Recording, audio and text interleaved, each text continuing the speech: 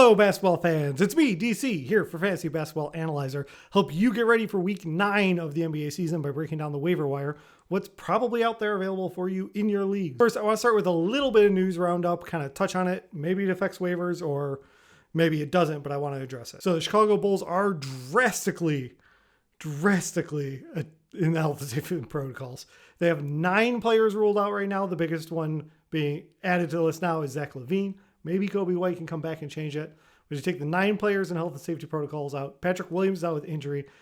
Hell, they've got 2 broadcasters that are out. Maybe there's someone you can pick up and stream there. I don't think it's cut and dry. We don't know what's going to come back. They barely have 8 players actually have a roster going. And as far as we know, nothing's going to be canceled or postponed. So you can track that. I don't trust there's going to be enough weekly impact. And hopefully the team's going to get some back soon. But they are hurting now. Speaking of hurt, Jeremy Grant is out with an injury now.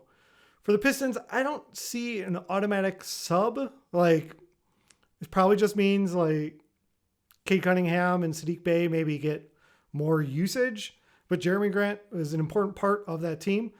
So I would put Hamidou Diallo and maybe Trey Lyles on your watch list. I'm not running out to do it. And also they're about to play the really shorthanded Bulls. So I would take anything you see with a little grain of salt in that game.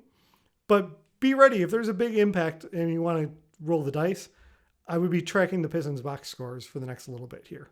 Staying on this speculation line of thought, I talked in the last video about how some of the more trades open up now as December 15th is coming up during this week. And if you want to speculate, so Indiana, Chris Duarte, their rookie, already should be rostered in your league. He's 53% rostered. So that's just over half of leagues. I would take a look and see if he's out there. He's already a top 100 player and should be held on to. If Indiana does blow things up, now he's not the youngest rookie, but he is a rookie. I don't think they're going to be moving him. They'll keep him and maybe his usage can go up. And even if it doesn't, he's already useful. I would take a look and see if he's out there. If you're in a good spot and you can stash someone for a little bit longer, I'm looking at Alfred Sengun on the Rockets. The center isn't starting. He has occasionally. Daniel Tice just started ahead of him, but he's playing really well. His last stat line was 15, 6 rebounds, 6 assists, 1 steal, and 3 blocks. He's got a big fan club online on Twitter, and he is exciting, but he hasn't been starting, and his minutes haven't been consistent. You can look at this minute log, 23, 16, 14, 17, 19, 13, 17. So maybe it's consistently lower than we want, but even at that, the range between 12 minutes and getting up to 24 or 23 minutes is a big difference for your fantasy team. So I wouldn't be picking him up and saying, I'm cutting someone I'm using right now and I have to get him. But if the Rockets do move someone, Daniel Tice or something like that, he's worth stashing and he's probably viable to get in there. If you're hurting and you're trying to get by with other people, maybe this isn't the time for that. But I haven't really talked about him in any other waiver wires. He's always just kind of missed the cut. But I wanted to bring him up because if something changes, he could have a big impact on you for the rest of the season. Okay, let's get to the list of names. I'm going to start off with kind of a chunk of guys we talked about in other weeks. I'm going to call them the 1A pickups. Patty Mills is at 49%. He's got 4 games this week. Terence Davis, we talked about before for the Kings, 46%. He's got 4 games. His minutes just went down last game, but that might have been a fluke. I don't know yet, but he's been playing really well. I'd take a look at him. And Tyus Jones for the Grizzlies, he's 40% rostered, so he's still available in 60% of leagues. That's way too high. That whole group should be picked up in most leagues. They shouldn't be under 50%. Maybe they're not what you need based on positions or, Patty Mills, I like far more for a points league. Tyus Jones, I'm more interested in categories league, although I think he's good in points league too. But he spreads it out a lot more. You're getting rebounds and assists and stuff from Tyus. So it depends on what you need, but I want to mention those guys. I don't want to spend too much time because you've definitely heard me talk about some of these guys in other weeks. So my 1B or top of the list, I did actually already talk about last week. It's Garrison Mathews. He's been tearing it up for the Rockets. He's only 47% rostered. So he's higher than when we last talked about, but he's really being consistent for them. And I think he should be rostered everywhere. Has anything changed much since last week statistically? No, not really. It's just a bigger sample size and I'm a bit more willing to believe it. What do we got here? 16 points, almost 4 3-pointers, 3 rebounds, and a steal a game on 52% shooting. That's pretty great. That's his average since he's come in since the G League. I think he should be picked up. I'm more interested in a points league because he's mostly getting 3s and points, but there's a handful of rebounds in there and his steals are really good. I mean, they could be 0, but they could also be 3. And if it's with that, I think he's helpful in category league, and I already mentioned the good percentage. So he's kind of, if we exclude the guys I've already talked about, he was the top guy on the list that I think you should go take a look at. The Rockets do have 4 games this week. Next on my list is Dennis Smith Jr., and I feel a little weird about mentioning this. He's playing well enough that he should be picked up. His last game, 12, 6, and 5 with a steal and 2 blocks. Before that, 13, 6, 7 assists, a steal and a block. Before that, 21 points, 4 rebounds, 6 assists, and 3 steals. Like, that guy should be rostered.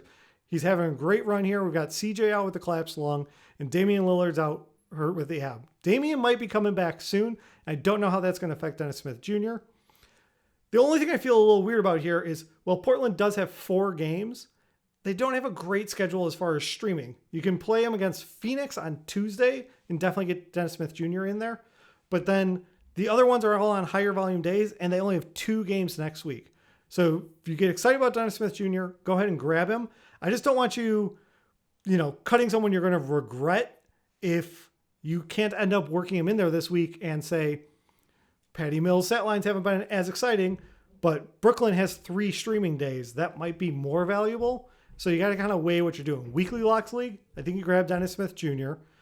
Daily Change League, consider it, but you got 4 games now. Just know, if he's not keeping this up when Dame's back, you might be cutting him next week when they only have 2 games. Well, I'm being kind of a wet blanket. Let's talk about Malik Beasley.